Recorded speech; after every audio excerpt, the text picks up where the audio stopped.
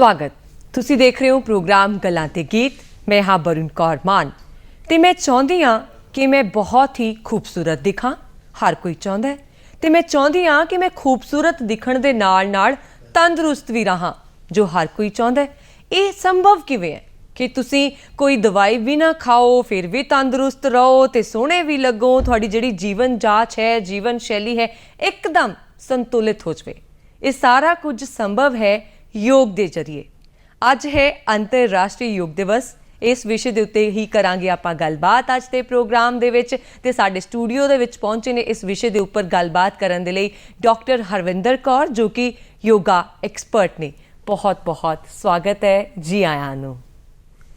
योग हर कोई जानता है, पर जे आपां योग की डूंघाई विच जाइए तो इसका शाब्दिक अर्थ भी बड़ा विलक्षण है। की कहोगे? जी, योग का शाब्दिक अर्थ है जोड़ना या गठना। एक्चुअली ये वर्ड संस्कृत का एक शब्द तो बनया है योग। योग तो फिर बाद विच योग बनया।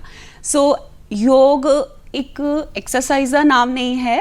योग एक जीवन जीन की पद्धति है, एक आर्ट है, एक साइंस है अपने शरीर नूं बीमारियां तो बचाने वास्ते। जी, पुराने जमाने में योग साधना की जाती सी, परमात्मा नूं मिलन दा एक रस्ता समझिया जांदा सी कि असी अपनी आत्मा नूं परमात्मा दे मार्ग ते लेके जे जाना है तो योग साधना दे रस्ते ते चलना पएगा। सो योग साधना दे 8 अंग हुंदे ने। सो तीसरे चौथे अंग विच जदों असीं स्टैप बाय स्टैप पहुंचदे हां तो ऑटोमैटिकली साडा शरीर बीमारियां तो बचना शुरू हो जांदा है। लेकिन अज दा जिहड़ा समा है भज दौड़ दी जिंदगी विच योग नूं तीसरे चौथे अंग तक ही सीमित रखा जाता है कि आजकल इन्नियां बीमारियां ने और हॉस्पिटल विच जाओ तो खर्चे बहुत ने, हर इंसान अफोर्ड नहीं कर सकता। सो क्यों ना असीं घर बैठे बैठे योग की पद्धति नूं अपनाइए, योग करिए तां जो सानू बीमारियां ही ना होण। और जिस तरह तुसीं प्रोग्राम दे शुरू विच दस्सिया है कि असीं बिना किसी खर्चे दे सोने दिख सकीए, बुढ़ापा सानू जल्दी ना घेरे। सो इस तो वड्डी चीज़ साडी लाइफ च होर की हो सकदी है। बिल्कुल सही गल है। महंगियां क्रीमां तां थोड़े देर दी खेड हुंदी है, अंदरूनी जिहड़ी खूबसूरती है वो तां योग दे नाल ही हासिल कर सकदे हां।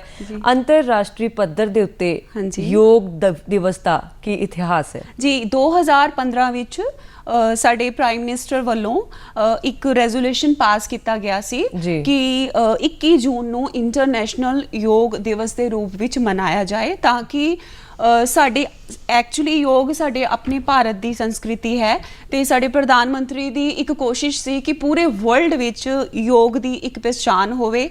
सो 2015 विच उन्होंने यह रेजोल्यूशन पास किया ते तुहानूं सारिਆਂ ਨੂੰ जान के खुशी होएगी कि 177 ਦੇ करीब कंट्रीज़ ऐदां दियां ने जिहड़ियां कि अज दे दिन नूं इंटरनेशनल योगा डे दे विच मनांदियां हन।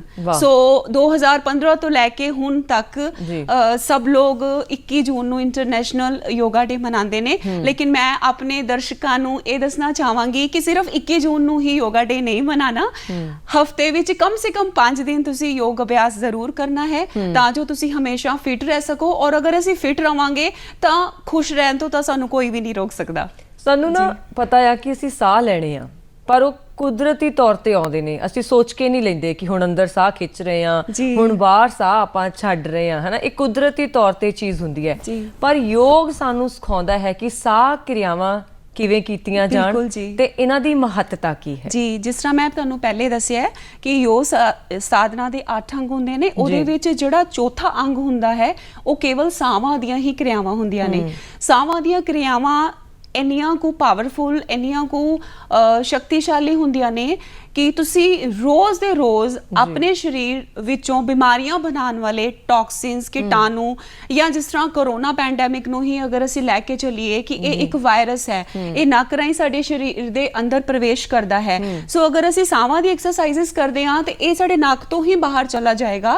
सो पावरफुल ब्रीदिंग एक्सरसाइजिस इदां दियां हुंदियां ने जिहड़ियां डेली प्रैक्टिस करन दे नाल ਆਪਣੇ ਸਾਹਾਂ ਦੇ ਉੱਤੇ ਧਿਆਨ ਰੱਖ ਕੇ ਜਦੋਂ ਅਸੀਂ ਇਸ ਦਾ ਅਭਿਆਸ ਕਰਦੇ ਹਾਂ ਤਾਂ ਅਸੀਂ ਰੋਜ਼ ਦੇ ਰੋਜ਼ ਆਪਣੇ ਸਰੀਰ ਨੂੰ ਅੰਦਰੋਂ ਸਾਫ਼ ਕਰਦੇ ਹਾਂ। ਜਿੱਦਾਂ ਅਸੀਂ ਬਾਹਰਲੇ ਸਰੀਰ ਨੂੰ ਨਹਾ ਕੇ ਸਾਫ਼ ਕਰਦੇ ਹਾਂ, ਇਸੇ ਤਰ੍ਹਾਂ ਜਦੋਂ ਅਸੀਂ ਆਪਣੇ ਅੰਦਰਲੇ ਸਰੀਰ ਦੀ ਸਫਾਈ ਕਰਨੀ ਹੈ ਤਾਂ ਸਾਹਾਂ ਦੀ ਐਕਸਰਸਾਈਜ਼ਸ ਕਰਨੀਆਂ ਬਹੁਤ ਹੀ ਲਾਜ਼ਮੀ ਹਨ। ਡਾਕਟਰ ਹਰਵਿੰਦਰ ਕਹਿੰਦੇ ਨੇ ਕਿ ਸਾਹ ਲੈਣ ਦਾ ਸਹੀ ਤਰੀਕਾ ਇਹ ਹੈ ਕਿ ਜਦੋਂ ਸਾਹ ਖਿੱਚਣਾ ਹੈ ਅੰਦਰ ਨੂੰ ਤਾਂ ਪੇਟ ਅੰਦਰ ਹੋਣਾ ਚਾਹੀਦਾ ਹੈ, ਜਦੋਂ ਸਾਹ ਨੂੰ ਛੱਡਣਾ ਹੈ ਤਾਂ ਪੇਟ ਬਾਹਰ ਨੂੰ ਆਉਣਾ ਚਾਹੀਦਾ ਹੈ, ਜਦਕਿ ਕੁਝ ਜਾਣੇ ਉਲਟਾ ਕਰਦੇ ਆ। ਜੀ ਐਕਚੁਅਲੀ ਮੈਂ ਤੁਹਾਨੂੰ ਥੋੜਾ ਜਿਹਾ ਇੱਕ ਸਾਹ ਦੀ ਐਕਸਰਸਾਈਜ਼ ਕਰਕੇ ਦੱਸਦੀ ਹਾਂ। ਸਾਹ ਜਦੋਂ ਅਸੀਂ ਹੁਣ ਅਸੀਂ ਬਿਨਾਂ ਅਵੇਅਰਨੈਸ ਦੇ ਯਾਨੀ ਬਿਨਾਂ ਧਿਆਨ ਦਿੱਤੇ ਸਾਰਾ ਦਿਨ ਅਸੀਂ ਸਾਹ ਲੈਂਦੇ ਹਾਂ, ਸਾਹ ਬਿਨਾਂ ਸਾਡਾ ਜੀਵਨ ਨਹੀਂ ਹੈ। ਲੇਕਿਨ ਜਦੋਂ ਅਸੀਂ ਧਿਆਨ ਦੇ ਕੇ ਸਾਹ ਲਵਾਂਗੇ ਤਾਂ ਸਾਹ ਸਾਡਾ ਲੰਬਾ ਤੇ ਗਹਿਰਾ ਹੋਏਗਾ। ਜਦੋਂ ਅਸੀਂ ਸਾਹ ਲੰਬਾ ਗਹਿਰਾ ਲਵਾਂਗੇ ਤਾਂ ਅਸੀਂ ਬਹੁਤ ਸਾਰੀ એનર્ਜੀ ਅੰਦਰ ਲੈ ਕੇ ਜਾਂਦੇ ਹਾਂ। ਜਦੋਂ ਅਸੀਂ ਲੰਬਾ ਗਹਿਰਾ ਸਾਹ ਛੱਡਦੇ ਹਾਂ ਤਾਂ ਅਸੀਂ ਬਹੁਤ ਜ਼ਿਆਦਾ ਰਿਲੈਕਸ ਫੀਲ ਕਰਦੇ ਹਾਂ। ਸੋ ਜਦੋਂ ਅਸੀਂ ਨੱਕ ਨਾਲ ਸਾਹ ਲੈਂਦੇ ਹਾਂ ਤਾਂ ਸਾਡੀ ਜਿਹੜੀ ਛਾਤੀ ਦੇ ਜਿਹੜੇ ਮਸਲਸ ਨੇ ਉਹ ਫੁੱਲਦੇ ਨੇ, ਮਾਨੀ ਸਾਡੇ ਫੇਫੜੇ ਜਿਹੜੇ ਆ ਉਹ ਆਕਸੀਜਨ ਨਾਲ ਭਰ ਗਏ। ਹੁਣ ਕੋਰੋਨਾ ਦੇ ਵਿੱਚ ਕੀ ਹੋ ਰਿਹਾ ਹੈ, ਆਕਸੀਜਨ ਦੀ ਕਮੀ ਹੋ ਰਹੀ ਹੈ। ਜੇ ਤੁਹਾਡੇ ਫੇਫੜੇ ਡੇਲੀ ਬਰੀਥਿੰਗ ਐਕਸਰਸਾਈਜ਼ਸ ਕਰਕੇ ਮਜ਼ਬੂਤ ਹੋਣਗੇ ਤਾਂ ਅਗਰ ਤੁਹਾਨੂੰ ਕਰੋਨਾ ਦੇ ਐਕਸਪੋਜ਼ਰ ਵਿੱਚ ਤੁਸੀਂ ਆਂਦੇ ਵੀ ਹੋ ਤਾਂ ਤੁਹਾਡੇ ਲੰਗਸ ਵਿੱਚ ਡੈਮੇਜ ਨਹੀਂ ਕਰ ਸਕਦਾ, ਕਿਉਂਕਿ ਤੁਹਾਡੇ ਲੰਗਸ ਆਲਰੇਡੀ ਹੈਲਦੀ ਨੇ।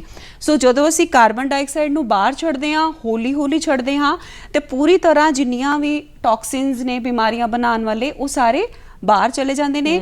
ਜਦੋਂ ਅਸੀਂ ਸਾਹ ਬਾਹਰ ਛੱਡਦੇ ਹਾਂ ਉਦੋਂ ਸਾਡਾ ਪੇਟ ਅੰਦਰ ਜਾਂਦਾ ਹੈ। ਜਦੋਂ ਸਾਹ ਲੈਂਦੇ ਹਾਂ ਉਦੋਂ ਸਾਡੀ ਛਾਤੀ ਫੁੱਲ ਜਾਂਦੀ ਹੈ ਆਕਸੀਜਨ ਦੇ ਨਾਲ। ਜਦੋਂ ਅਸੀਂ ਸਾਹ ਬਾਹਰ ਛੱਡਦੇ ਹਾਂ ਤਾਂ ਸਾਡਾ ਪੇਟ ਅੰਦਰ ਦੀ ਤਰਫ ਧੱਸ ਜਾਂਦਾ ਹੈ। ਮੈਂ ਇੱਕ ਛੋਟੀ ਜੀ ਸਾਹਾਂ ਦੀ ਐਕਸਰਸਾਈਜ਼ ਆਪਣੇ ਦਰਸ਼ਕਾਂ ਨੂੰ ਦੱਸਾਂਗੀ ਜਿਹੜੀ ਕਿ ਤੁਸੀਂ ਕਦੇ ਵੀ ਕਰ ਸਕਦੇ ਹੋ। ਦਿਨ ਵਿੱਚ ਕਈ ਵਾਰ ਤੁਸੀਂ ਖੜੇ ਬੈਠੇ, ਈਵਨ ਤੁਸੀਂ ਲੇਟੇ ਹੋ ਤਾਂ ਇਸ ਐਕਸਰਸਾਈਜ਼ ਨੂੰ ਕਰ ਸਕਦੇ ਹੋ। ਇਸ ਦਾ ਕਰਨ ਦਾ ਸਭ ਤੋਂ ਵੱਡਾ ਫਾਇਦਾ ਇਹ ਹੋਏਗਾ ਕਿ ਤੁਹਾਡਾ ਮਨ ਜਿਹੜਾ ਉਹ ਬਹੁਤ ਸ਼ਾਂਤ ਰਹੇਗਾ। ਓਕੇ ਜੀ। ਅਗਰ ਤੁਸੀਂ ਲੰਬੀ ਆਯੂ ਜੀਣਾ ਚਾਹੁੰਦੇ ਹੋ, ਅਗਰ ਤੁਸੀਂ ਬਿਮਾਰੀਆਂ ਤੋਂ ਬਚਣਾ ਚਾਹੁੰਦੇ ਹੋ ਤਾਂ ਤੁਹਾਡੇ ਸਾਹਾਂ ਦੇ ਉੱਤੇ ਨਜ਼ਰ ਰੱਖਣੀ ਬਹੁਤ ਜ਼ਰੂਰੀ ਹੈ। ਜੇ ਅਸੀਂ ਜ਼ਰੂਰਤ ਤੋਂ ਜ਼ਿਆਦਾ ਖਾਣਾ ਖਾਂਦੇ ਹਾਂ, ਤਾਮਸਿਕ ਭੋਜਨ ਜ਼ਿਆਦਾ ਲੈਂਦੇ ਹਾਂ ਜਿਹੜਾ ਸਾਡੇ ਸਰੀਰ ਵਾਸਤੇ ਜ਼ਰੂਰੀ ਨਹੀਂ ਹੈ, ਤੇ ਉਹਦੇ ਨਾਲ ਸਾਡੇ ਸਾਹ ਬੜੇ ਛੋਟੇ ਛੋਟੇ ਹੋ ਜਾਂਦੇ ਨੇ। ਜੇ ਅਸੀਂ ਘੱਟ ਖਾਣਾ ਖਾਂਦੇ ਹਾਂ, ਘੱਟ ਤੇਲ ਵਾਲਾ ਖਾਣਾ ਖਾਂਦੇ ਆ ਤੇ ਸਾਡੇ ਸਾਹ ਲੰਬੇ ਤੇ ਗਹਿਰੇ ਹੁੰਦੇ ਨੇ। ਤੁਹਾਡੇ ਸਾਹ ਜਿੰਨੇ ਲੰਬੇ ਤੇ ਗਹਿਰੇ ਹੋਣਗੇ ਓਨੀ ਹੀ ਤੁਹਾਡੀ ਆਯੂ ਲੰਬੀ ਹੋਏਗੀ ਔਰ ਓਨਾ ਹੀ ਤੁਸੀਂ ਬਿਮਾਰੀਆਂ ਤੋਂ ਬਚੇ ਰਹੋਗੇ। ਜਿਸ ਤਰ੍ਹਾਂ ਬਲੱਡ ਪ੍ਰੈਸ਼ਰ ਹੈ, ਬਲੱਡ ਪ੍ਰੈਸ਼ਰ ਨੂੰ ਬਿਨਾਂ ਦਵਾਈਆਂ ਦੇ ਅਸੀਂ ਬਹੁਤ ਜਲਦੀ ਠੀਕ ਕਰ ਸਕਦੇ ਹਾਂ ਛੋਟੀਆਂ ਬਰੀਥਿੰਗ ਐਕਸਰਸਾਈਜ਼ਸ ਕਰਨ ਨਾਲ। ਸੋ ਜ਼ਿਆਦਾਤਰ ਲੋਕ ਦਵਾਈਆਂ ਖਾਂਦੇ ਨੇ ਔਰ ਦਵਾਈਆਂ ਦੇ ਆਪਣੇ ਨੁਕਸਾਨ ਹੁੰਦੇ ਨੇ ਜਿਹੜੇ ਕਿ ਬਾਅਦ ਵਿੱਚ ਇੱਕ ਨਵੀਂ ਬਿਮਾਰੀ ਬਣ ਕੇ ਆਉਂਦੇ ਨੇ। ਸੋ ਮੈਂ ਇੱਕ ਛੋਟੀ ਜੀ ਤੁਹਾਨੂੰ ਐਕਸਰਸਾਈਜ਼ ਦੱਸਾਂਗੀ। ਤੁਸੀਂ ਕਦੀ ਵੀ ਜਦੋਂ ਵੀ ਫ੍ਰੀ ਬੈਠੇ ਹੋ ਤੁਸੀਂ ਲੰਬਾ ਗਹਿਰਾ ਸਾਹ ਨੱਕ ਦੇ ਨਾਲ ਲੈਣਾ ਹੈ ਤੇ ਮੂੰਹ ਦੇ ਰਾਹੀਂ ਤੁਸੀਂ ਸਾਹ ਨੂੰ ਜਿੱਦਾਂ ਅਸੀਂ ਸਟ੍ਰੋ ਦੇ ਨਾਲ ਪਾਣੀ ਪੀਂਦੇ ਹਾਂ ਬਸ ਉਸ ਤਰ੍ਹਾਂ ਹੌਲੀ ਹੌਲੀ ਛੱਡਣਾ ਹੈ। ਅਗਰ ਤੁਸੀਂ 3 ਸੈਕਿੰਡ ਦੇ ਵਿੱਚ ਸਾਹ ਲਿਆ ਹੈ ਤਾਂ ਘੱਟੋ ਘੱਟ 6 ਜਾਂ 10 ਸੈਕਿੰਡ ਲਗਾ ਕੇ ਤੁਸੀਂ ਸਾਹ ਨੂੰ ਬਾਹਰ ਕੱਢਣਾ ਹੈ। ਮੈਂ ਤੁਹਾਨੂੰ ਥੋੜਾ ਜਿਹਾ ਕਰਕੇ ਦੱਸਾਂਗੀ।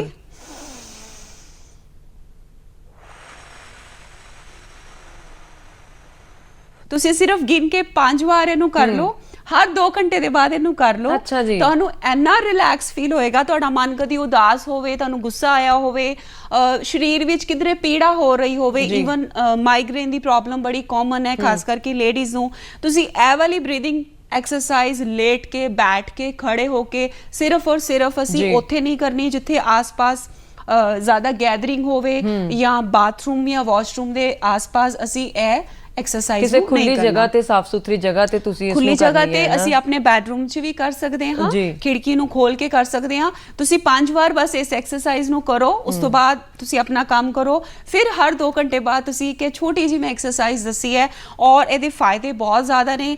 ਸਾਡੇ ਦਰਸ਼ਕ ਅਗਰ ਇਹਨੂੰ ਕਰਕੇ ਦੇਖਣਗੇ 1 ਹਫ਼ਤੇ ਦੇ ਅੰਦਰ ਅੰਦਰ ਤੁਹਾਨੂੰ ਆਪਣੇ ਆਪ 'ਚ ਬੜਾ ਅੱਛਾ ਰਿਲੈਕਸ ਫੀਲ ਹੋਏਗਾ। ਤੁਸੀਂ ਕਰੋਨਾ ਦੀ ਬਾਰ-ਬਾਰ ਗੱਲ ਕਰ ਰਹੇ ਹੋ ਕਿ ਤੁਹਾਡੇ ਕੋਲ ਕੋਈ ਪਰਸਨਲ ਕੇਸ ਇਦਾਂ ਦੇ ਆਏ ਆ ਕਿ ਉਹਨਾਂ ਨੇ ਯੋਗ ਕੀਤਾ ਤੇ ਉਹ ਕਰੋਨਾ 'ਚ ਠੀਕ ਹੋ ਗਏ? ਜੀ ਬਿਲਕੁਲ।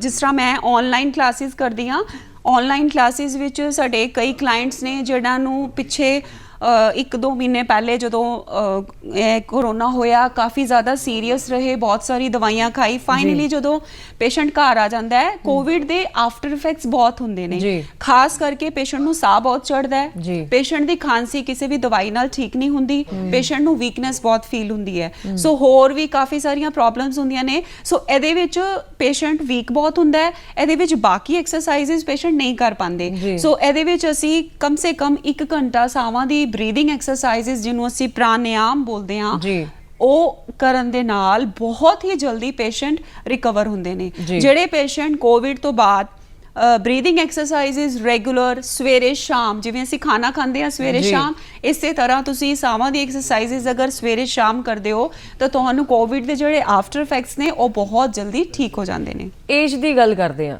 ਕਿ ਉਮਰ ਦੇ ਹਿਸਾਬ ਦੇ ਨਾਲ ਵੀ ਯੋਗ ਕਰਨਾ ਚਾਹੀਦਾ ਹੈ ਕਿ ਛੋਟੀ ਉਮਰ ਦੇ ਬੱਚਿਆਂ ਦੇ ਲਈ ਕਿਹੜੀਆਂ ਐਕਸਰਸਾਈਜ਼ਸ ਨੇ ਯੋਗ ਦੇ ਵਿੱਚ, ਨੌਜਵਾਨ ਕਿਹੜੀਆਂ ਕਰਨ ਤੇ ਬਜ਼ੁਰਗ ਕਿਹੜੇ-ਕਿਹੜੇ ਯੋਗ ਅਭਿਆਸ ਕਰਨ? ਜੀ ਯੋਗ ਅਭਿਆਸ ਕਰਨ ਦੀ ਜਿਹੜੀ ਆਯੂ ਮੈਂਸ਼ਨ ਕੀਤੀ ਗਈ ਹੈ ਉਹ 6 ਸਾਲ ਤੋਂ ਲੈ ਕੇ ਔਰ 90 ਸਾਲ ਤੱਕ ਤਕਰੀਬਨ ਤੁਸੀਂ ਇਸ ਯੋਗ ਅਭਿਆਸ ਨੂੰ ਤੁਸੀਂ ਕਰ ਸਕਦੇ ਹੋ। ਅਸੀਂ ਅਗਰ ਜੋ ਸਾਡੀ ਬਾਡੀ ਦੀ ਰਿਕੁਆਇਰਮੈਂਟ ਹੈ, ਅਗਰ ਤਾਂ ਬੱਚੇ ਨੇ ਜਾਂ ਯੂਥ ਹੈ, ਉਹ ਤਾਂ ਇਹਨੂੰ ਪਾਵਰ ਯੋਗਾ ਅਸੀਂ ਬੋਲਦੇ ਹਾਂ, ਫਾਸਟ ਯੋਗ ਅਭਿਆਸ ਕਰਨਾ ਤਾਂ ਕਿ ਉਹਨਾਂ ਨੂੰ ਬੋਰੀਅਤ ਵੀ ਮਹਿਸੂਸ ਨਾ ਹੋਵੇ। ਸੋ ਪਾਵਰ ਯੋਗਾ ਜਿਹੜੇ ਸਾਡੇ ਯੂਥ ਹੈ ਉਹ ਪਾਵਰ ਯੋਗਾ ਦੀ ਪ੍ਰੈਕਟਿਸ ਕਰ ਸਕਦੇ ਹੈ, ਕਿਉਂਕਿ ਸਾਡੀ ਯੂਥ ਵਿੱਚ ਸਾਡੀ ਜਿਹੜੀ ਨਵੀਂ ਜਨਰੇਸ਼ਨ ਹੈ ਅੱਜ ਕੱਲ੍ਹ ਦੀ, ਕਹਿਣ ਵਿੱਚ ਬੁਰਾ ਲੱਗਦਾ ਹੈ ਲੇਕਿਨ ਉਹਨਾਂ ਦੇ ਵਿੱਚ ਪੇਸ਼ੈਂਸ ਨਹੀਂ ਹੈ, ਉਹਨਾਂ ਨੂੰ ਗੁੱਸਾ ਬਹੁਤ ਆਉਂਦਾ ਹੈ। ਕੰਪੀਟੀਸ਼ਨ ਨੂੰ ਲੈ ਕੇ ਪਲੱਸ ਕੋਰੋਨਾ ਪੈਂਡੈਮਿਕ ਦੇ ਕਾਰਨ ਉਹਨਾਂ ਦੇ ਵਿੱਚ ਕਾਫੀ ਜ਼ਿਆਦਾ ਐਂਜ਼ਾਈਟੀ, ਸਟ੍ਰੈਸ, ਡਿਪਰੈਸ਼ਨ ਦੇ ਸਿੰਪਟਮਸ ਆਉਣੇ ਸ਼ੁਰੂ ਹੋ ਗਏ ਨੇ। ਸੋ ਅਗਰ ਸਾਡੀ ਯੂਥ ਘਰ ਬੈਠ ਕੇ ਖਾਸ ਕਰਕੇ ਪ੍ਰਾਣਾਯਾਮ ਤੇ ਪਾਵਰ ਯੋਗਾ ਦੀ ਪ੍ਰੈਕਟਿਸ ਕਰਦੀ ਹੈ ਤੇ ਇਹ ਸਾਰੀਆਂ ਪ੍ਰੋਬਲਮਸ ਉਹਨਾਂ ਦੀਆਂ ਠੀਕ ਹੋਣਗੀਆਂ। ਜੇ ਅਸੀਂ ਆਪਣੇ ਬਜ਼ੁਰਗਾਂ ਦੀ ਗੱਲ ਕਰੀਏ ਤੇ ਬਜ਼ੁਰਗਾਂ ਵਿੱਚ ਸਰੀਰ ਨੂੰ ਲੈ ਕੇ ਅਗਰ ਕੁਝ ਬਿਮਾਰੀਆਂ ਨੇ, ਜਿਸ ਤਰ੍ਹਾਂ ਸ਼ੂਗਰ ਹੈ, ਬੀਪੀ ਹੈ, ਕੋਲੇਸਟ੍ਰੋਲ ਹੈ, ਜੋੜਾਂ ਦੀਆਂ ਦਰਦਾਂ ਨੇ, ਥਾਇਰਾਇਡ ਹੈ, ਸੋ ਇਹਨੂੰ ਅਸੀਂ ਉਹ ਵਾਲਾ ਯੋਗ ਅਭਿਆਸ ਕਰਨਾ ਹੈ ਜੋ ਸਾਡੀਆਂ ਬਿਮਾਰੀਆਂ ਨੂੰ ਠੀਕ ਕਰ ਸਕੇ। ਸੋ ਹਰ ਬਿਮਾਰੀ ਵਾਸਤੇ ਵੱਖਰਾ ਯੋਗ ਅਭਿਆਸ ਹੁੰਦਾ ਹੈ। ਸਾਡੇ ਇਸ ਚੈਨਲ ਵਿੱਚ ਹੀ ਹਰ ਸੰਡੇ ਦੇ ਸੰਡੇ ਸਿਹਤ ਜ਼ਰੂਰੀ ਹੈ ਦੇ ਵਿੱਚ ਅਸੀਂ ਹਰ ਵਾਰ ਇੱਕ ਡਿਫਰੈਂਟ ਟੌਪਿਕ ਲਈਦਾ ਹੈ, ਉਹਦੇ ਉੱਤੇ ਅਸੀਂ ਪੂਰਾ ਦੱਸਣ ਦੀ ਕੋਸ਼ਿਸ਼ ਕਰੀਦੀ ਹੈ ਕਿ ਕਿਹੜੀ ਬਿਮਾਰੀ ਵਿੱਚ ਕਿਹੜਾ ਯੋਗ ਅਭਿਆਸ ਕਰਨਾ ਚਾਹੀਦਾ ਹੈ। ਸੋ ਜਿਹੜੇ ਸਾਡੇ ਬਜ਼ੁਰਗ ਨੇ ਉਹ ਆਪਣੀ ਸਿਹਤ ਨੂੰ ਧਿਆਨ ਵਿੱਚ ਰੱਖ ਕੇ, ਆਪਣੀ ਬਿਮਾਰੀਆਂ ਨੂੰ ਧਿਆਨ 'ਚ ਰੱਖ ਕੇ ਅਗਰ ਯੋਗ ਅਭਿਆਸ ਕਰਦੇ ਨੇ, ਔਰ ਇੱਕ ਮੈਂ ਇਹ ਗੱਲ ਜ਼ਰੂਰ ਦੱਸਾਂਗੀ ਕਿ ਯੋਗ ਅਭਿਆਸ ਕਰਨ ਤੋਂ ਪਹਿਲਾਂ ਗੁਰੂ ਹੋਣਾ ਬਹੁਤ ਜ਼ਰੂਰੀ ਹੈ। ਇਹ ਮੇਰਾ ਨਾ ਅਗਲਾ ਸਵਾਲ ਇਸੇ ਚੀਜ਼ ਦੇ ਨਾਲ ਜੁੜਿਆ ਹੋਇਆ ਸੀਗਾ ਕਿ ਅਸੀਂ ਆਨਲਾਈਨ ਨੂੰ ਬਹੁਤ ਜ਼ਿਆਦਾ ਅਪਣਾ ਲਿਆ ਆਪਣੀ ਜ਼ਿੰਦਗੀ ਦੇ ਵਿੱਚ, ਚਾਹੇ ਉਹ YouTube ਦੇ ਉੱਤੇ ਹੋਵੇ ਜਾਂ ਕਿਸੇ ਹੋਰ ਸੋਸ਼ਲ ਸਾਈਟ ਦੇ ਉੱਤੇ ਹੋਵੇ। ਕੋਈ ਦੇਖਿਆ ਕਿ ਸਾਨੂੰ ਕਿਹੜੀ ਬਿਮਾਰੀ ਆ, ਉਸ ਬਿਮਾਰੀ ਦੇ ਲਈ ਯੋਗ ਦਾ ਜਿਹੜਾ ਕੋਈ ਵੀ ਆਸਣ ਹੈ ਉਹਨੂੰ ਸਰਚ ਕੀਤਾ, ਉਹਨਾਂ ਨੇ ਸਾਨੂੰ ਦੱਸ ਦਿੱਤਾ, ਅਸੀਂ ਘਰੇ ਕਰਨਾ ਸ਼ੁਰੂ ਕਰ ਦਿੱਤਾ। ਕਿ ਕੋਈ ਵੀ ਆਸਣ ਸ਼ੁਰੂ ਕਰਨ ਤੋਂ ਪਹਿਲਾਂ ਟ੍ਰੇਨਰ ਦਾ ਹੋਣਾ, ਯੋਗ ਗੁਰੂ ਦਾ ਹੋਣਾ ਜ਼ਰੂਰੀ ਆ, ਜਾਂ ਆਨਲਾਈਨ ਜੇ ਤੁਸੀਂ ਮਾੜੀ ਮੋਟੀ ਚਲੋ ਜੇ ਟ੍ਰੇਨਿੰਗ ਲਈ ਆ ਤੇ ਆਨਲਾਈਨ ਦੇਖ ਕੇ ਕਰ ਸਕਦੇ? ਜੀ ਬਿਲਕੁਲ, ਜੋ ਸਾਹਮਣੇ ਤੁਸੀਂ ਟੀਚਰ ਤੋਂ ਸਿੱਖਦੇ ਹੋ ਆਨਲਾਈਨ ਵਿੱਚ ਉਹਨਾਂ ਨਹੀਂ ਸਿੱਖ ਪਾਉਂਦੇ, ਇਹਦੇ ਵਿੱਚ ਤਾਂ ਕੋਈ ਹੈ ਡਾਊਟ ਨਹੀਂ ਹੈ ਜੀ। ਬਟ ਜਦੋਂ ਹੁਣ ਸਾਡੇ ਹਾਲਾਤ ਹੀ ਇੰਨੇ ਖਰਾਬ ਹੋ ਗਏ ਕਿ ਅਸੀਂ ਘਰੋਂ ਬਾਹਰ ਨਹੀਂ ਨਿਕਲ ਸਕਦੇ, ਅਸੀਂ ਸੋਸ਼ਲ ਗੈਦਰਿੰਗ ਨਹੀਂ ਕਰ ਸਕਦੇ, ਤਾਂ ਕੁਝ ਨਾ ਕਰਨ ਨਾਲੋਂ ਤਾਂ ਚੰਗਾ ਹੈ ਕਿ ਆਨਲਾਈਨ ਵਿੱਚ ਤੁਸੀਂ ਕੁਝ ਤਾਂ ਸਿੱਖੋਗੇ, ਕੁਝ ਤਾਂ ਪ੍ਰੈਕਟਿਸ ਕਰੋਗੇ। ਸੋ ਜੋ ਟੀਚਰ ਹੈ ਤੁਸੀਂ ਹਮੇਸ਼ਾ ਟੀਚਰ ਦੀ ਤੁਹਾਨੂੰ ਲੋੜ ਨਹੀਂ ਹੈ। ਸਟਾਰਟਿੰਗ ਵਿੱਚ ਪਹਿਲੇ 1-2 ਮਹੀਨੇ ਤੁਹਾਨੂੰ ਟੀਚਰ ਦੀ ਲੋੜ ਪੈਂਦੀ ਹੈ। ਆਨਲਾਈਨ ਵਿੱਚ ਕੀ ਹੁੰਦਾ ਹੈ ਕਿ ਤੁਸੀਂ ਆਨਲਾਈਨ ਕਲਾਸ ਨੂੰ YouTube ਦੇ ਵਿੱਚ ਜਾਂ ਕੋਈ ਵੀ ਤੁਸੀਂ ਉਹਨਾਂ ਨੂੰ ਵਾਚ ਕਰ ਰਹੇ ਹੋ, ਬਟ ਉਹ ਤੁਹਾਨੂੰ ਵਾਚ ਨਹੀਂ ਕਰ ਰਹੇ, ਹੈ ਨਾ। ਸੋ ਆਫਲਾਈਨ ਵਿੱਚ ਅਗਰ ਤੁਸੀਂ ਕਿਸੇ ਟੀਚਰ ਤੋਂ ਪ੍ਰੋਪਰ ਟ੍ਰੇਨਿੰਗ ਲੈਂਦੇ ਹੋ ਤਾਂ ਟੀਚਰ ਤੁਹਾਨੂੰ ਪੂਰੀ ਕਰੈਕਸ਼ਨ ਕਰਕੇ ਦੱਸਦਾ ਹੈ। ਜਾਂ ਤੁਹਾਡੀ ਫੋਰ ਐਗਜ਼ਾਮਪਲ ਤੁਹਾਨੂੰ ਸ਼ੂਗਰ ਹੈ ਜਾਂ ਤੁਹਾਨੂੰ ਥਾਇਰਾਇਡ ਹੈ, ਤੁਹਾਨੂੰ BP ਹੈ, ਤਾਂ ਤੁਹਾਨੂੰ ਟੀਚਰ ਉਹ ਚੀਜ਼ਾਂ ਐਕਸਰਸਾਈਜ਼ਸ ਤੁਹਾਨੂੰ ਸਿਖਾਏਗਾ। ਸੋ ਸ਼ੁਰੂ ਵਿੱਚ ਸਾਨੂੰ ਟੀਚਰ ਦੀ ਲੋੜ ਪੈਂਦੀ ਹੈ। ਜਦੋਂ ਇੱਕ ਵਾਰ ਤੁਹਾਨੂੰ ਜਾਂਚ ਆ ਜਾਏ ਕਿ ਮੇਰੀ ਬਾਡੀ ਦੀ ਇਹ ਰਿਕੁਆਇਰਮੈਂਟ ਹੈ, ਉਸ ਤੋਂ ਬਾਅਦ ਤੁਸੀਂ ਟੀਚਰ ਤੋਂ ਬਿਨਾਂ ਕਰ ਸਕਦੇ ਹੋ। ਦੂਸਰਾ, ਇੱਕ ਚੀਜ਼ ਨੂੰ ਕਰਨ ਵਾਸਤੇ ਸਾਨੂੰ ਉਸ ਦੀ ਆਦਤ ਪਾਣੀ ਜ਼ਰੂਰੀ ਹੈ, ਕਿਉਂਕਿ ਹਰ ਚੀਜ਼ ਨੂੰ ਅਗਰ ਅਸੀਂ ਪੂਰੀ ਤਰ੍ਹਾਂ ਪਰਫੈਕਟ ਹੋਣਾ ਹੈ ਤਾਂ ਉਹਦੇ ਵਿੱਚ ਰੈਗੂਲਰ ਹੋਣਾ ਬਹੁਤ ਜ਼ਰੂਰੀ ਹੈ। ਕਲਾਸ ਨੂੰ ਡੇਲੀ ਕਰਨਾ ਬਹੁਤ ਜ਼ਰੂਰੀ ਹੈ। ਜਿਸ ਤਰ੍ਹਾਂ ਸਾਡੇ ਕਈ ਲੋਕ ਸਿਰਫ 21 ਜੂਨ ਨੂੰ ਹੀ ਯੋਗਾ ਕਰਦੇ ਨੇ, ਬਾਕੀ ਪੂਰਾ ਸਾਲ ਯੋਗਾ ਦਾ ਕਦੀ ਨਾਮ ਵੀ ਨਹੀਂ ਲੈਂਦੇ। ਸੋ ਅਗਰ ਅਸੀਂ ਰੋਜ਼ ਕਮ ਸੇ ਕਮ ਹਫਤੇ ਵਿੱਚ 5 ਦਿਨ ਅਗਰ ਅਸੀਂ ਯੋਗ ਅਭਿਆਸ ਕਰਦੇ ਹਾਂ ਤਾਂ ਹੀ ਸਾਨੂੰ ਇਹਦੇ ਅੱਛੇ ਰਿਜ਼ਲਟਸ ਮਿਲਣਗੇ। ਅੱਜ ਜੋ ਹਾਲਾਤ ਨੇ, ਜੋ ਬਿਮਾਰੀਆਂ ਨਾਲ ਸਾਡਾ এনवायरमेंट ਭਰਿਆ ਹੋਇਆ ਹੈ, ਅਸੀਂ ਮਿਲਾਵਟ ਦੀਆਂ ਚੀਜ਼ਾਂ ਖਾਂਦੇ ਆ। ਮੈਂ ਆਪਣੇ ਦਰਸ਼ਕਾਂ ਨੂੰ ਜ਼ਰੂਰ ਕਹਿਣਾ ਚਾਹਾਂਗੀ ਕਿ ਸਿਰਫ ਔਰ ਸਿਰਫ ਹਫਤੇ ਵਿੱਚ 5 ਦਿਨ ਤੁਸੀਂ 1 ਘੰਟਾ ਆਪਣੇ ਸਰੀਰ ਨੂੰ ਦੇਣਾ ਹੈ, ਫਿਰ ਤੁਸੀਂ ਬਹੁਤ ਤੰਦਰੁਸਤ ਤਾਂ ਜੋ ਤੁਸੀਂ ਇੰਨੀਆਂ ਸਾਰੀਆਂ ਪਰੇਸ਼ਾਨੀਆਂ ਤੋਂ ਤੁਸੀਂ ਬਚ ਸਕਦੇ ਹੋ। ਸਿਰਫ 24 ਘੰਟੇ ਵਿੱਚ 1 ਘੰਟਾ ਤੁਸੀਂ ਆਪਣੇ ਆਪ ਨੂੰ ਜ਼ਰੂਰ ਦੇਣਾ ਹੈ। ਸ਼ੁਰੂ ਵਿੱਚ ਤੁਹਾਨੂੰ ਟੀਚਰ ਦੀ ਲੋੜ ਹੈ, ਤੁਸੀਂ ਟੀਚਰ ਤੋਂ ਸਿੱਖੋ, ਉਸ ਤੋਂ ਬਾਅਦ ਤੁਹਾਨੂੰ ਆਦਤ ਪੈ ਜਾਏਗੀ। ਜੀ ਇੱਕ ਹੁੰਦਾ ਹੈ ਕਿ ਕਲੀਨਿਕਲ ਯੋਗਾ, ਆਮ ਤੌਰ ਤੇ ਇਸ ਬਾਰੇ ਦਰਸ਼ਕਾਂ ਨੂੰ ਜਾਂ ਲੋਕਾਂ ਨੂੰ ਬਹੁਤ ਘੱਟ ਜਾਣਕਾਰੀ ਹੁੰਦੀ ਹੈ ਕਿ ਕਲੀਨਿਕਲ ਯੋਗਾ ਕੀ ਹੁੰਦਾ ਹੈ ਤੇ ਆਮ ਯੋਗਾ ਨਾਲੋਂ ਉਹ ਕਿਵੇਂ ਵੱਖਰਾ ਹੈ। ਤੇ ਦੂਸਰਾ, ਜਿੱਦਾਂ ਤੁਸੀਂ ਗੱਲ ਕੀਤੀ ਹੈ ਕਿ ਸਾਹ ਕਿਰਿਆਵਾਂ ਕਰਨੀਆਂ ਨੇ ਆਪਾਂ ਜਾਂ ਕੋਈ ਹੋਰ ਵੀ ਯੋਗ ਅਭਿਆਸ ਕਰਨਾ ਹੈ, ਕਿ ਕਲੀਨਿਕਲ ਯੋਗਾ 'ਚੋਂ ਸਾਰਾ ਕੁਝ ਦੱਸਿਆ ਜਾਂਦਾ ਹੈ ਕਿ ਇਸ ਇਨਸਾਨ ਨੂੰ ਕਿਹੜੀ ਸਾਹ ਕਿਰਿਆ ਕਰਨੀ ਚਾਹੀਦੀ ਹੈ ਤੇ ਇਹਦੇ 'ਚ ਕੀ ਦਿੱਕਤਾਂ, ਇਹਨੂੰ ਕੀ ਕਰਨੀ ਚਾਹੀਦੀ ਜੀ। ਕਲੀਨਿਕਲ ਯੋਗਾ ਜਾਂ ਫਿਰ ਅਸੀਂ ਇਸ ਨੂੰ ਯੋਗਾ ਥੈਰੇਪੀ ਵੀ ਬੋਲਦੇ ਹਾਂ ਜੀ। ਆਪਣੀ ਬਿਮਾਰੀਆਂ ਨੂੰ ਬਿਨਾਂ ਦਵਾਈਆਂ ਦੇ ਯੋਗ ਦੇ ਰਾਹੀਂ ਠੀਕ ਕਰਨਾ, ਇਹਨੂੰ ਅਸੀਂ ਕਲੀਨਿਕਲ ਯੋਗਾ ਕਹਿੰਦੇ ਹਾਂ। ਕੁਝ ਲੋਕ ਯੋਗਾ ਜੁਆਇਨ ਕਰਦੇ ਨੇ ਸਿਰਫ ਫਿਟ ਰਹਿਣ ਵਾਸਤੇ, ਕੁਝ ਲੋਕ ਯੋਗਾ ਜੁਆਇਨ ਕਰਦੇ ਨੇ ਆਪਣਾ ਸਿਰਫ ਭਾਰ ਘਟਾਉਣ ਵਾਸਤੇ, ਬਟ ਬਹੁਤ ਸਾਰੇ ਲੋਕ ਇਸ ਤਰ੍ਹਾਂ ਦੇ ਹੁੰਦੇ ਨੇ ਜਿਨ੍ਹਾਂ ਨੂੰ ਬਹੁਤ ਸਾਰੀ ਬਿਮਾਰੀਆਂ ਨੇ। ਈਵਨ ਕਈ ਲੋਕ ਏਦਾਂ ਦੇ ਨੇ ਜਿਹੜੇ ਬੈਠ ਵੀ ਨਹੀਂ ਸਕਦੇ ਸਹੀ ਤਰ੍ਹਾਂ, ਨੀਚੇ ਚੌਂਕੜੀ ਮਾਰ ਕੇ ਬੈਠਣਾ ਵੀ ਉਹਨਾਂ ਵਾਸਤੇ ਮੁਸ਼ਕਿਲ ਹੁੰਦਾ ਹੈ। ਸੋ ਉਹਨਾਂ ਨੂੰ ਅਸੀਂ ਕਲੀਨਿਕਲ ਯੋਗਾ ਦੀ ਪ੍ਰੈਕਟਿਸ ਕਰਾਉਂਦੇ ਆ। ਉਹਨਾਂ ਦਾ ਪੂਰਾ ਕੇਸ ਟੇਕਿੰਗ ਕਰਕੇ, ਪੂਰੀ ਉਹਨਾਂ ਦੀ ਬਲੱਡ ਰਿਪੋਰਟਸ ਦੇਖਣ ਤੋਂ ਬਾਅਦ ਉਹਨਾਂ ਨੂੰ ਉਹ ਚੀਜ਼ਾਂ ਕਰਾਈਆਂ ਜਾਂਦੀਆਂ ਨੇ ਜਿਹੜੀਆਂ ਉਹਨਾਂ ਦੀਆਂ ਬਿਮਾਰੀਆਂ ਨੂੰ ਦੂਰ ਕਰ ਸਕੇ। ਔਰ ਦਵਾਈਆਂ, ਅਗਰ ਕਈ ਵਾਰ ਸਾਨੂੰ ਇੱਕਦਮ ਅਸੀਂ ਦਵਾਈਆਂ ਨਹੀਂ ਬੰਦ ਕਰ ਸਕਦੇ, ਨਾ ਹੀ ਬੰਦ ਕਰਨੀਆਂ ਚਾਹੀਦੀਆਂ ਹੈ। ਤੁਹਾਨੂੰ ਹੌਲੀ ਹੌਲੀ ਤੁਸੀਂ ਆਪਣੀ ਦਵਾਈਆਂ ਦੀ ਡੋਜ਼ ਘਟਾ ਕੇ ਆਪਣੇ ਡਾਕਟਰ ਦੇ ਨਾਲ ਕੰਸਲਟ ਕਰਕੇ ਰੈਗੂਲਰ ਯੋਗਾ ਕਰਦੇ ਕਰਦੇ ਤੁਸੀਂ ਫਾਈਨਲੀ ਇਹਨਾਂ ਬਿਮਾਰੀਆਂ ਤੋਂ ਨਿਜਾਤ ਪਾ ਸਕਦੇ ਹੋ। ਸੋ ਯੋਗਾ ਥੈਰੇਪੀ ਜਾਂ ਕਲੀਨਿਕਲ ਯੋਗਾ ਇਹੀ ਹੈ ਕਿ ਆਪਣੀ ਬਿਮਾਰੀਆਂ ਨੂੰ ਯੋਗ ਰਾਹੀਂ ਠੀਕ ਕਰਨਾ। ਹੌਲੀ ਹੌਲੀ ਬਿਮਾਰੀਆਂ ਖਤਮ ਵੀ ਹੋ ਜਾਣੀਆਂ, ਹੌਲੀ ਹੌਲੀ ਤੁਹਾਡੀ ਦਵਾਈ ਵੀ ਛੁੱਟ ਜਾਣੀ। ਪਰ ਜਿਹੜਾ ਛੁੱਟਣਾ ਨਹੀਂ ਚਾਹੀਦਾ ਉਹ ਹੈ ਮੈਡੀਟੇਸ਼ਨ, ਜਿਹਨੂੰ ਆਪਾਂ ਧਿਆਨ ਕਹਿੰਦੇ ਆ। ਧਿਆਨ ਤੇ ਯੋਗ ਕੀ ਕਹੋਗੇ ਜੀ? ਜਿਹੜਾ ਧਿਆਨ ਹੈ ਉਹ ਸਾਡੀ ਯੋਗ ਸਾਧਨਾ ਦਾ 5ਵਾਂ 6ਵਾਂ ਅੰਗ ਹੁੰਦਾ ਹੈ। ਠੀਕ ਹੈ ਜੀ। ਸੋ ਕਈ ਲੋਕ ਆਂਦੇ ਨੇ ਕਿ ਅਸੀਂ ਮੈਡੀਟੇਸ਼ਨ ਸਾਨੂੰ ਸਿਖਾਣ, ਅਸੀਂ ਮੈਡੀਟੇਸ਼ਨ ਸਿੱਖਣੀ ਹੈ। ਸੋ ਮੈਡੀਟੇਸ਼ਨ ਨੂੰ ਅਸੀਂ ਪੰਜਾਬੀ ਵਿੱਚ ਧਿਆਨ ਵੀ ਕਹਿੰਦੇ ਆ। ਸੋ ਧਿਆਨ ਤੁਸੀਂ ਉਦੋਂ ਕਰ ਪਾਓਗੇ ਜਦੋਂ ਤੁਹਾਡਾ ਸਰੀਰ ਫਿੱਟ ਹੈ।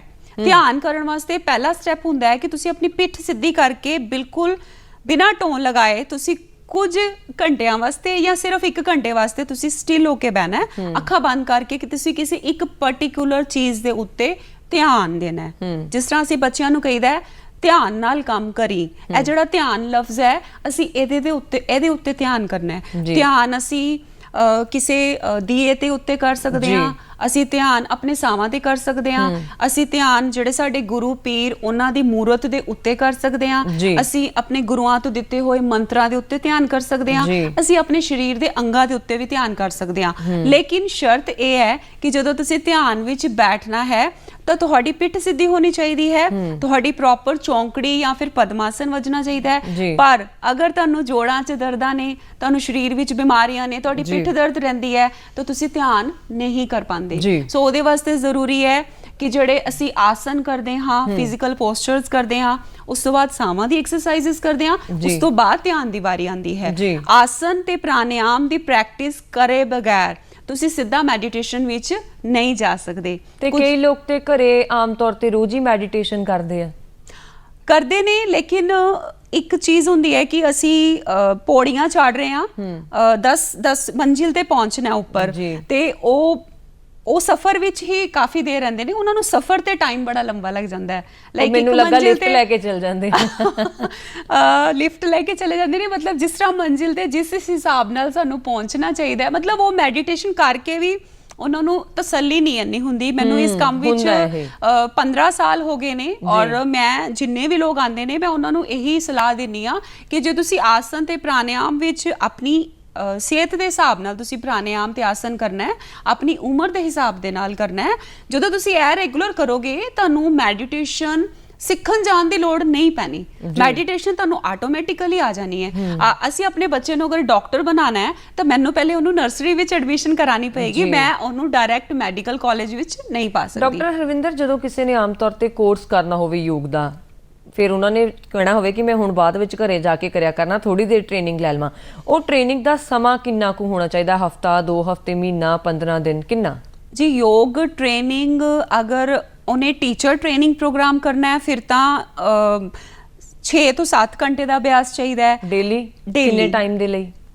15 ਦਿਨ। ਸਾਡਾ ਜਿਹੜਾ ਬੇਸਿਕ ਕੋਰਸ ਹੁੰਦਾ ਹੈ ਉਹ 6 ਮੰਥਸ ਦਾ ਹੁੰਦਾ ਹੈ, 6 ਮਹੀਨੇ 6 ਮੰਥਸ ਦਾ ਹੁੰਦਾ ਹੈ। ਉਸ ਤੋਂ ਬਾਅਦ ਤੁਸੀਂ ਐਡਵਾਂਸ ਕੋਰਸ ਕਰਦੇ ਹੋ, ਉਹ 1 ਸਾਲ ਦਾ ਹੁੰਦਾ ਹੈ, ਫਿਰ 2 ਸਾਲ ਦਾ ਵੀ ਹੁੰਦਾ ਹੈ। ਸੋ ਯੋਗ ਇੱਕ ਅਥਾਹ ਸਾਗਰ ਹੈ, ਇਹਦੇ ਵਿੱਚ ਤੁਸੀਂ ਜਿੰਨੀ ਡੁਬਕੀ ਲਗਾਓ ਉਨੀ ਥੋੜੀ ਹੈ। ਸੋ ਹਰ ਸਟੇਜ ਤੇ ਆ ਕੇ ਤੁਹਾਨੂੰ ਲੱਗਦਾ ਰਹਿੰਦਾ ਹੈ ਕਿ ਮੈਂ ਹਜੇ ਕੁਝ ਹੋਰ ਸਿੱਖਣਾ ਹੈ, ਮੈਂ ਹਜੇ ਕੁਝ ਹੋਰ ਸਿੱਖਣਾ ਹੈ। ਸੋ ਜਿਹੜਾ ਬੇਸਿਕ ਸ਼ੁਰੂਆਤ ਹੈ ਉਹ ਅਸੀਂ 6 ਮੰਥਸ ਤੋਂ ਕਰ ਸਕਦੇ ਹਾਂ। 6 ਮੰਥਸ ਵਿੱਚ ਜਿਹੜਾ ਇੱਕ ਯੋਗ ਅਭਿਆਸ ਕਰਨ ਵਾਲਾ ਉਹਦਾ ਆਪਣਾ ਸਰੀਰ ਵੀ ਖੁੱਲਦਾ ਹੈ ਅਭਿਆਸ ਕਰ ਕਰਕੇ, ਪਲੱਸ ਉਹ ਦੂਸਰਿਆਂ ਦੀ ਵੀ ਮਦਦ ਕਰ ਸਕਦਾ ਹੈ, ਦੂਸਰਿਆਂ ਨੂੰ ਵੀ ਬਿਮਾਰੀਆਂ ਤੋਂ ਬਚਾ ਸਕਦਾ ਹੈ। ਜੀ, ਇਮਿਊਨਿਟੀ ਬੂਸਟਰ, ਇਹ ਅੱਖਰ ਜਗ੍ਹਾ ਜਗ੍ਹਾ ਸੁਣਨ ਨੂੰ ਮਿਲਿਆ। ਅੱਗੇ ਇਹਨੂੰ ਬਜ਼ੁਰਗ ਕਹਿ ਦਿੰਦੇ ਹੁੰਦੇ ਸੀ ਤਾਂ ਮੈਦਾ ਕਮਜ਼ੋਰ ਆ, ਇਹਦੇ ਮੈਦੇ 'ਚ ਬਹੁਤ ਤਾਕਤ ਆ, ਹਨਾ। ਤੇ ਹੁਣ ਇਮਿਊਨਿਟੀ ਨਾਮ ਜਿਹੜਾ ਹੈ ਬਹੁਤ ਜ਼ਿਆਦਾ ਸੁਣਨ ਨੂੰ ਮਿਲਿਆ ਇਹਨਾਂ ਦਿਨਾਂ 'ਚ, ਕਿ ਯੋਗ ਦੇ ਵਿੱਚ ਸਾਡਾ ਆਪਣੇ ਮੈਦੇ ਨੂੰ ਮਜ਼ਬੂਤ ਕਰਨ ਦਾ ਰਾਹ ਕਿੰਨਾ ਕੁ ਸਾਫ਼ ਕਰਦਾ ਯੋਗ? ਬਿਲਕੁਲ ਜੀ, ਅਗਰ ਕਿਸੇ ਦੀ ਇਮਿਊਨਿਟੀ ਕਮਜ਼ੋਰ ਹੈ ਤਾਂ 1 ਹਫ਼ਤੇ ਦੇ ਅੰਦਰ ਅੰਦਰ ਤੁਹਾਡੀ ਇਮਿਊਨਿਟੀ ਸਟਰੋਂਗ ਹੋ ਸਕਦੀ ਹੈ। ਸਾਡੇ ਯੋਗ ਵਿੱਚ ਅਸੀਂ ਭਸਤ੍ਰਿਕਾ ਪ੍ਰਾਣਾਯਾਮ ਕਰਦੇ ਹਾਂ। ਕੁਝ ਜਿਹੜੇ ਲੋਕ ਯੋਗ ਦੀ ਪ੍ਰੈਕਟਿਸ ਕਰਦੇ ਨੇ ਉਹਨਾਂ ਨੂੰ ਇਸ ਦਾ ਪਤਾ ਹੋਏਗਾ। ਸੋ ਭਸਤ੍ਰਿਕਾ ਪ੍ਰਾਣਾਯਾਮ ਅਗਰ ਤੁਸੀਂ ਰੋਜ਼ 20-25 ਮਿੰਟ ਕਰਦੇ ਹੋ, ਤੁਸੀਂ ਹਫ਼ਤੇ ਦੇ ਅੰਦਰ ਅੰਦਰ ਆਪਣੀ ਇਮਿਊਨਿਟੀ ਸਟਰੋਂਗ ਕਰ ਸਕਦੇ ਹੋ। ਕੁਝ ਅਸੀਂ ਇਹਦੇ ਵਿੱਚ ਹੱਥਾਂ ਦੇ ਨਾਲ ਕੁਝ ਮੁਦਰਾਵਾਂ ਕਰਦੇ ਹਾਂ, ਹਸਤ ਮੁਦਰਾ ਥੈਰੇਪੀ, ਉਹਦੇ ਨਾਲ ਵੀ ਅਸੀਂ ਆਪਣੀ ਜਿਹੜੀ ਇਮਿਊਨਿਟੀ ਹੈ ਉਹਨੂੰ ਸਟਰੋਂਗ ਕਰ ਸਕਦੇ ਹਾਂ। ਸੋ ਜਿਹੜੀਆਂ ਸਾਡੀਆਂ ਲੇਡੀਜ਼ ਚਾਹੁੰਦੀਆਂ ਨੇ ਕਿ ਉਹਨਾਂ ਦੀ ਫੇਸ ਦੀ ਬਿਊਟੀ ਉਹ ਜਲਦੀ ਬੁੱਢੇ ਨਾ ਹੋਣ, ਹਮੇਸ਼ਾ ਯੰਗ ਰਹਿਣ, ਫਿਟ ਰਹਿਣ, ਅੱਛੀਆਂ ਡਰੈਸਿਸ ਪਾ ਸਕਣ। ਸੋ ਫੈਸ਼ਨ, ਅੱਜ ਕੱਲ੍ਹ ਫੈਸ਼ਨ ਦਾ ਜ਼ਮਾਨਾ ਹੈ, ਸੋ ਫੈਸ਼ਨੇਬਲ ਵੀ ਅਗਰ ਤੁਸੀਂ ਰਹਿਣਾ ਚਾਹੁੰਦੇ ਹੋ ਤਾਂ ਤੁਹਾਨੂੰ 1 ਘੰਟਾ ਡੇਲੀ ਯੋਗ ਅਭਿਆਸ ਜ਼ਰੂਰ ਕਰਨਾ ਚਾਹੀਦਾ ਹੈ। ਸੋ ਇਮਿਊਨਿਟੀ ਆਟੋਮੈਟਿਕਲੀ ਤੁਹਾਡੀ ਸਟਰੋਂਗ ਹੋ ਜਾਏਗੀ ਜਦੋਂ ਤੁਸੀਂ ਯੋਗਾ ਦੀ ਪ੍ਰੈਕਟਿਸ ਕਰੋਗੇ। ਤੁਹਾਨੂੰ ਇਮਿਊਨਿਟੀ ਵਾਸਤੇ ਦਵਾਈਆਂ ਖਾਣ ਦੀ ਬਿਲਕੁਲ ਲੋੜ ਨਹੀਂ ਪਏਗੀ। ਆਮ ਤੌਰ ਤੇ ਆਪਾਂ ਦੇਖਦੇ ਹਾਂ ਕਿ ਬਹੁਤ ਸਾਰੇ ਲੋਕ ਨੇ ਜਿਨ੍ਹਾਂ ਦੀਆਂ ਇੱਥੋਂ ਗੱਲਾਂ ਸ਼ਾਈਨ ਕਰਦੀਆਂ ਹੁੰਦੀਆਂ, ਜਾਂ ਤਾਂ ਹਾਈਲਾਈਟਰ ਲਾਇਆ ਹੁੰਦਾ ਤੇ ਜਾਂ ਦੂਸਰਾ ਹੁੰਦਾ ਉਹਨਾਂ ਨੇ ਯੋਗ ਕੀਤੀ ਹੁੰਦੀ। ਸਰਵਾਈਕਲ ਬਹੁਤ ਜ਼ਿਆਦਾ ਹੋ ਗਿਆ, ਸਪਾਈਨਲ ਕਾਰਡ ਜਿਹਨੂੰ ਆਪਾਂ ਰੀੜ੍ਹ ਦੀ ਹੱਡੀ ਕਹੀਦਾ, ਉਹਦੇ ਨਾਲ ਜੁੜੀਆਂ ਹੋਈਆਂ ਬਿਮਾਰੀਆਂ ਬਹੁਤ ਹੋ ਗਈਆਂ, ਸ਼ੂਗਰ ਵੱਧ ਗਈ, ਐਲਰਜੀ ਹੋ ਗਈ, ਕਿੰਨੀਆਂ ਬਿਮਾਰੀਆਂ ਨੇ ਜਿਹੜੀਆਂ ਹੋ ਗਈਆਂ। ਪਰ ਜਾਂਦੇ ਜਾਂਦੇ ਤੁਹਾਡੇ ਤੋਂ ਸਿਰਫ ਸੰਦੇਸ਼ ਲੈਣਾ ਹੈ ਕਿ ਤੁਸੀਂ ਕੀ ਕਹੋਗੇ ਕਿ ਕਿਹੜੀਆਂ ਉਹ ਬਿਮਾਰੀਆਂ ਨੇ ਜਿਨ੍ਹਾਂ ਦਾ ਇਲਾਜ ਯੋਗ ਦੇ ਵਿੱਚ ਸੰਭਵ ਨਹੀਂ? ਕੋਈ ਇੱਦਾਂ ਦੀ ਹੈ ਜਾਂ ਹਰ ਬਿਮਾਰੀ ਦਾ ਇਲਾਜ ਹੈ? ਤਕਰੀਬਨ 90% ਬਿਮਾਰੀਆਂ ਅਸੀਂ ਯੋਗ ਰਾਹੀਂ ਠੀਕ ਕਰ ਸਕਦੇ ਹਾਂ।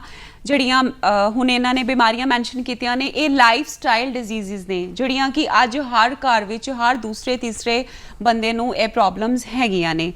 ਸੋ ਯੋਗ ਇੱਕ ਇੱਦਾਂ ਦੀ ਪद्धति ਹੈ ਜਿਹੜੀ ਕਿ ਤੁਹਾਡੀ ਸਾਰੀਆਂ ਸਿਰ ਤੋਂ ਲੈ ਕੇ ਪੈਰ ਤੱਕ, ਯੋਗ ਦੇ ਨਾਲ ਨਾ ਕੇਵਲ ਤੁਹਾਡੀਆਂ ਸਰੀਰ ਦੀਆਂ ਬਿਮਾਰੀਆਂ ਦੂਰ ਹੁੰਦੀਆਂ ਨੇ ਬਲਕਿ ਤੁਹਾਡੇ ਜਿਹੜਾ ਮਨ ਹੈ ਉਹ ਸ਼ਾਂਤ ਹੁੰਦਾ ਹੈ। ਬਿਲਕੁਲ। ਜਿਹੜਾ ਸਟ੍ਰੈਸ ਹੈ, ਐਂਜ਼ਾਈਟੀ ਹੈ, ਡਿਪਰੈਸ਼ਨ ਹੈ, ਲੋਕ ਨੀਂਦ ਦੀ ਗੋਲੀ ਖਾ ਕੇ ਰਾਤ ਨੂੰ ਸੌਂਦੇ ਨੇ। ਸੋ ਪਰਮਾਤਮਾ ਨੇ ਸਾਨੂੰ ਨੀਂਦ ਇੱਕ ਤੋਹਫਾ ਦਿੱਤਾ ਹੈ ਕਿ ਉਸ ਟਾਈਮ ਤੇ ਸਾਡਾ ਸਰੀਰ ਜਿਹੜਾ ਹੈ ਉਹ ਨਵੇਂ ਸੈਲਸ ਬਣਾਉਂਦਾ ਹੈ। ਜੇ ਸਾਨੂੰ ਨੀਂਦ ਦੀ ਗੋਲੀ ਖਾ ਕੇ ਆ ਰਹੀ ਹੈ ਤਾਂ ਸਾਡੇ ਨਵੇਂ ਸੈਲਸ ਨਹੀਂ ਬਣਨਗੇ, ਸਾਡੇ ਸੈਲਸ ਟੁੱਟਦੇ ਫੁੱਟਦੇ ਰਹਿਣਗੇ, ਨਵੇਂ ਸੈਲਸ ਜਿਹੜੀ ਦੀ ਸਪੀਡ ਹੈ ਉਹ ਘਟ ਜਾਏਗੀ। ਉਹਦਾ ਰਿਜ਼ਲਟ ਕੀ ਹੋਏਗਾ? ਅਸੀਂ ਜਲਦੀ ਬੁੱਢੇ ਹੋਵਾਂਗੇ, ਸਾਨੂੰ ਜ਼ਿਆਦਾ ਬਿਮਾਰੀਆਂ ਘੇਰਾ ਪਾਉਣਗੀਆਂ। ਸੋ ਇਹਨਾਂ ਸਾਰੀਆਂ ਚੀਜ਼ਾਂ ਤੋਂ ਬਚਣਾ ਚਾਹੁੰਦੇ ਹੋ ਤਾਂ ਅੱਜ 21 ਜੂਨ ਤੋਂ ਸਾਡੇ ਸਾਰੇ ਦਰਸ਼ਕ ਇੱਕ ਪ੍ਰਣ ਲੈਣ ਕਿ ਅਸੀਂ ਅੱਜ ਤੋਂ ਹੀ ਯੋਗ ਅਭਿਆਸ ਜ਼ਰੂਰ ਸ਼ੁਰੂ ਕਰਾਂਗੇ ਔਰ ਹਮੇਸ਼ਾ ਤੰਦਰੁਸਤ ਰਵਾਂਗੇ। ਬਿਲਕੁਲ, ਬਹੁਤ ਵਧੀਆ ਲੱਗਾ ਗੱਲਬਾਤ ਕਰਕੇ ਤੇ ਉਮੀਦ ਵੀ ਕਰਦੇ ਹਾਂ ਸਾਡੇ ਦਰਸ਼ਕ ਜਿਹੜੇ ਯੋਗਾ ਨਹੀਂ ਕਰਦੇ ਅੱਜ ਤੋਂ ਯੋਗਾ ਸ਼ੁਰੂ ਕਰਨਗੇ, ਤੰਦਰੁਸਤ ਰਹਿਣਗੇ ਤੇ ਦਵਾਈਆਂ ਨੂੰ ਅਲਵਿਦਾ ਕਹਿਣਗੇ। ਅਸੀਂ ਵੀ ਤੁਹਾਨੂੰ ਹੁਣ ਕਹਿਣਾ ਹੈ ਬਾਏ, ਕਿਉਂਕਿ ਇਹ ਪ੍ਰੋਗਰਾਮ ਦਾ ਸਮਾਂ ਇੱਥੇ ਖਤਮ ਹੋਇਆ। ਡਾਕਟਰ ਹਰਵਿੰਦਰ ਕੌਰ ਜੀ, ਤੁਸੀਂ ਇਸ ਪ੍ਰੋਗਰਾਮ 'ਚ ਆਏ, ਤੁਹਾਡਾ ਬਹੁਤ ਬਹੁਤ ਸ਼ੁਕਰੀਆ। ਪਿਆਰੇ ਦਰਸ਼ਕੋ, ਤੁਹਾਡਾ ਵੀ ਬਹੁਤ ਬਹੁਤ ਸ਼ੁਕਰੀਆ।